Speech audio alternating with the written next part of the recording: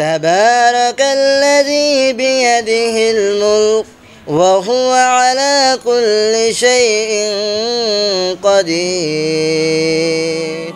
জন্ম থেকেই শারীরিক প্রতিবন্ধকতা নিয়ে বড় হচ্ছে আবু রায়হান। তার বয়স 15 বছর হলেও উচ্চতা মাত্র 3 ফুট, কিন্তু এই শরীরের ভেতরেই যেন লুকিয়ে আছে অদম্য ইচ্ছে শক্তি।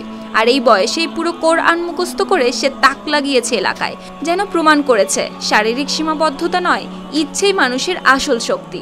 আমি একজন শারীরিক প্রতিবন্ধী, আমার কোনো মনে দুঃখ কষ্ট নেই। আমাকে যেন আল্লাহ পাক রব্বুল আলামিন এই পথে নিয়ে আসছে, হাজারো শুকরিয়া। নোয়াখালীর হাতিয়ার ছোট্ট গ্রাম শরীয়তপুর, এখানেই বেড়ে উঠছে কিশোর হাফেজ আবু রায়হান। ছোটবেলা থেকেই তার মন ছিল ধর্মীয় শিক্ষার প্রতি গভীর অনুরাগী। অন্য বাচ্চারা যখন খেলাধুলায় মেতে থাকতো, তখন তার মনোযোগ ছিল শুধু কোরআনের আয়াত শেখায়। তাই পিতা মাতাও বিশ্বাস করতেন হয়তো এই পথেই আল্লাহর রহমতে বদলে যাবে সন্তানের জীবন। সেই বিশ্বাসকেই বাস্তবে রূপ দিয়েছে রায়হান। মাত্র 4 মাস আগে 30 পারা কোরআন মুখস্থ করে হাফেজ হয়েছে সে। আলহামদুলিল্লাহ, আপনাকে দোয়ায় আমি আমার আবু রায়হানকে বড় আলেম হিসেবে দেখতে চাই, এটাই হলো আমার কামনা। তার শিক্ষক ও সহপাঠীদের ভাষায় শারীরিক প্রতিবন্ধকতা কখনো পড়াশোনার পথে বাধা হয়ে দাঁড়ায়নি তার, বরং সেই সীমাবদ্ধতাকেই অনুপ্রেরণায় পরিণত করেছে সে। আমার সাথে যখন দেখা হয়, তার সাথে আমি বিভিন্নভাবে কথা বলি, সে দেখছি তার একজন সুস্থ লোক আছে, আরো মনোবল দিকে অনেক এগিয়ে আছে।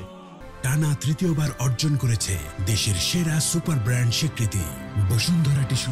আবু রায়হান ভাই আমাদের ক্লাসমেট, সে আমাদের সাথে পড়ালেখা করে, তাকে আমরা খেলতে নিয়ে যাই, তার সাথে অনেক দুষ্টামি করি,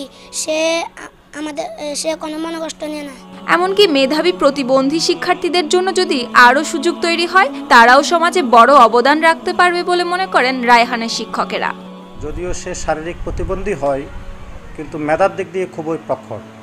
আমরা ইতিমধ্যে তার থেকে পরীক্ষা নিয়েছি, পরীক্ষাতে সে ভালো রেজাল্ট করেছে। আমাদের প্রতিষ্ঠানটাও অত্যন্ত দুর্গম এলাকায়, দুর্যোগ পরিস্থিতি থাকার কারণে আমাদের অর্থনৈতিক একেবারে খুবই সংকট, যার কারণে আমরাও রায়হানদের মতো এরকম আরও অনেক ছাত্রছাত্রী আছে যারা প্রতিবন্ধী এবং প্রতিকূলতার শিকার, তাদেরকে আমরা অর্থনৈতিকভাবে সাপোর্ট দিয়ে যে কিছু করব, এই ধরনের ব্যবস্থা আমরা চাইলেও করতে পারতেছি না।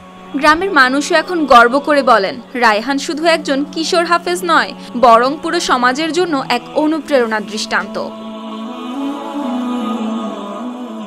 News desk, RTV।